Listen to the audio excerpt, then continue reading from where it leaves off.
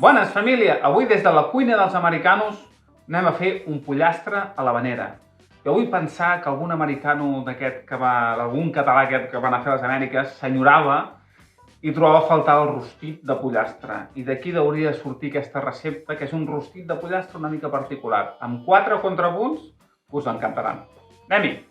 Per fer aquest pollastre a l'havanera necessitem un bon pollastre, en aquest cas tenim un pollastre bio, 2 xulles de cansalada, una mica de tàperes, una mica de conyac, una mica de vinagre balsàmic, una mica d'ametlles, 4 herbes per fer el rostit, 2 cebes, 2 tomàquets, 2 grans d'all i una mica de pebrot vermell. Anem-hi! Primer pas important, li direu al carnisser que us talli el pollastre octaus i el salpebreu bé, sobretot que estigui bé de sal i de pebre, penseu que el pollastre ha d'estar pujat d'amanir, perquè si no el pollastre en si no té gust.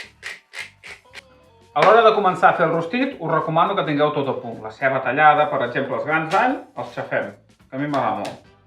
La ceba picada, però tampoc molt petita, perquè si no es cremarà, diguem-ho així. Una miqueta maca, el pebrot igual. Una brunoise maca. Igual, el pebrot igual. I el tomàquet igual. Tot ben talladet i a punt, perquè quan comencis a rostir ho tinguis tot a punt. Primer pas important, anem a rostir el pollastre. S'ha de rostir pels 2 costats, daurar ben dauradet i després el traurem. Anem a rostir, a poc, pels 2 costats. Un cop enrostit el pollastre, el traiem. Si tinguéssiu la sort de tenir una veïna que cria pollastre autèntic, que no sigui un bio, el deixaríem, perquè aquests pollastres tenen un altre gust, tenen una altra textura i necessiten més cocció. Aquest el traurem. Següent pas, tirem la cansalada tallada daus, que s'enrosseixi i un cop rossa tirarem verdura. Un cop s'hagi enrossit una miqueta la cansalada, tirarem les verdures, menys el tomàquet que deixen aigua. I a mi m'agrada sempre el rostit tirar una mica d'herba. He tirat una mica de llorer i una mica de frigola.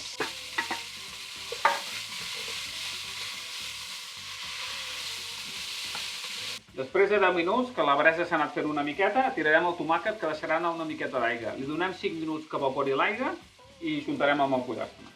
Un cop se'ns hagi evaporat l'aigua del tomàquet, tornem el pollastre amb la brasa, baixem el foc, tirem un bon raig de conyac, tapem, 15-20 minutets a foc suau.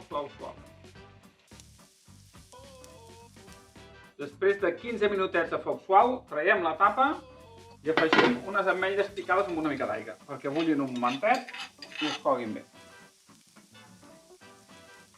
I ja per rematar aquest pollastre a l'havanera tan maco, hi afegim una miqueta de tàpera i afegim una miqueta de vinagre. Jo hi poso balsàmic, perquè el balsàmic, un cop s'evapora, et caramelitza i et donarà un caramelitzat àcid amb uns aromes al rostit que serà molt interessant.